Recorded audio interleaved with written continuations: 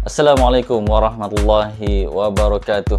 Apa khabar semua? Alhamdulillah, syukur pada Allah Subhanahu wa taala. Alhamdulillah. Jadi tuan-tuan, hari ini kita berada di hari yang ke-4 Perintah Kawalan Pergerakan Bersyarat. Alhamdulillah, hari ini menyaksikan kita diberi sedikit kelonggaran oleh kerajaan, kerana banyak sektor-sektor ekonomi sudah mula beroperasi. Kita faham dengan situasi yang kita hadapi hari ini dan mengapa kerajaan telah mengeluarkan arahan pelaksanaan Perintah Kawalan Pergerakan Bersyarat ini, kerana kita sebenarnya mengalami kerugian berbilion akibat daripada Perintah Kawalan Pergerakan yang dilaksanakan tempoh hari. Dan jangan kita lupa, walaupun Perintah Kawalan Pergerakan Bersyarat ini dilaksanakan, kita sebenarnya masih lagi terikat dengan peraturan-peraturan PKP Fasa keempat. Kerana PKP Fasa keempat ini masih lagi berjalan sehingga 12 Mei nanti. Jadi sebenarnya begitulah, kebanyakan kita, saya percaya, sudah mula keluar daripada rumah masing-masing untuk pelbagai tujuan, untuk pelbagai urusan yang dah tertangguh akibat daripada PKP yang hampir 4 bulan kita hadapi sebelum ini.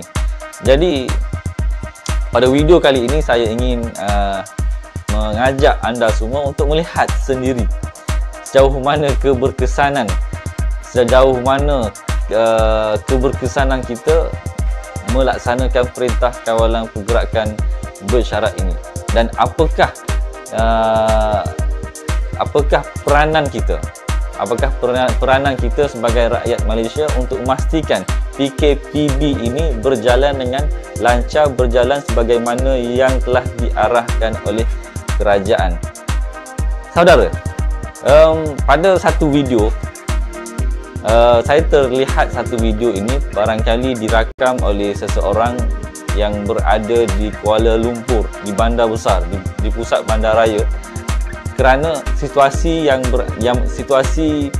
dalam video itu menunjukkan orang ramai pulang daripada bekerja dan menaiki tren, di mana dalam keadaan dalam tren itu semua penumpang berdiri dengan penuh sesaknya dan tidak ada langsung social distancing yang telah disyorkan oleh kerajaan.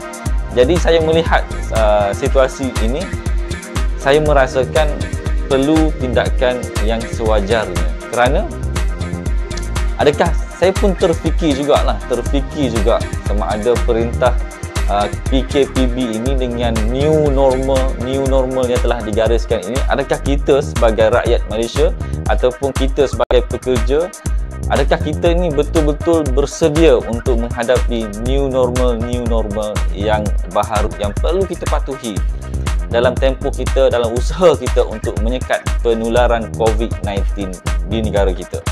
Kerajaan telah memainkan peranan mereka.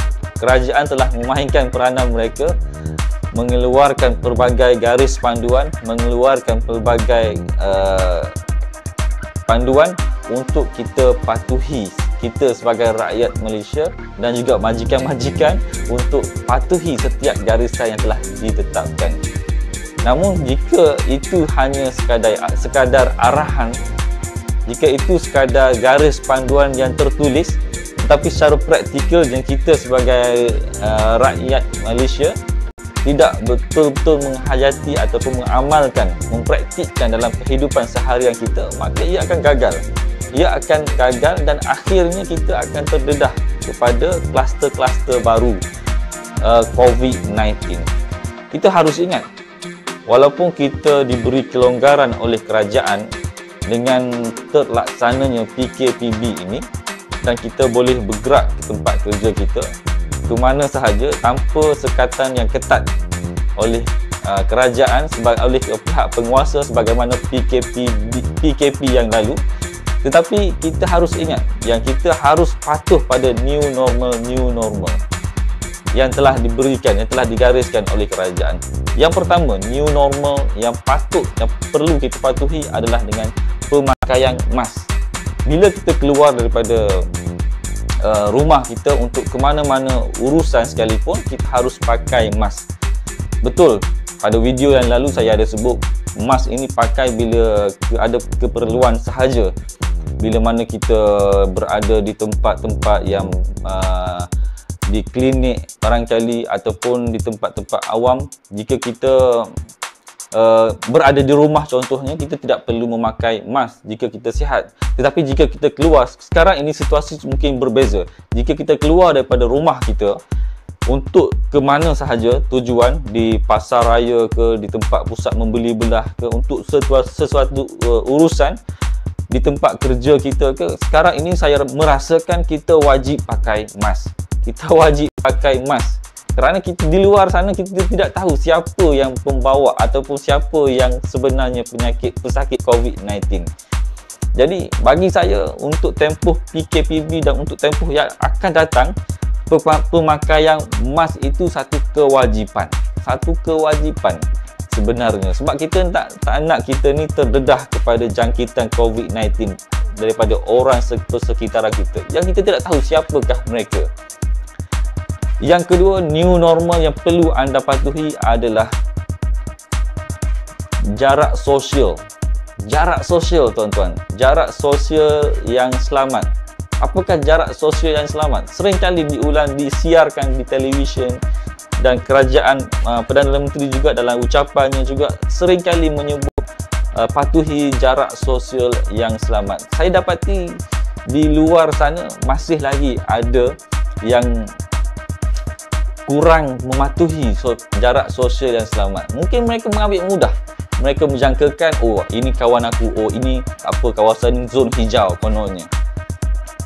Jadi mereka tidak mematuhi jarak sosial yang selamat. Sebenarnya jarak sosial yang selamat ini sangat-sangat penting, tuan-tuan. Sangat-sangat penting bila mana anda berada di tempat awam khususnya. Dan saya ambil contoh kepada video yang tular sekarang beberapa hari ini.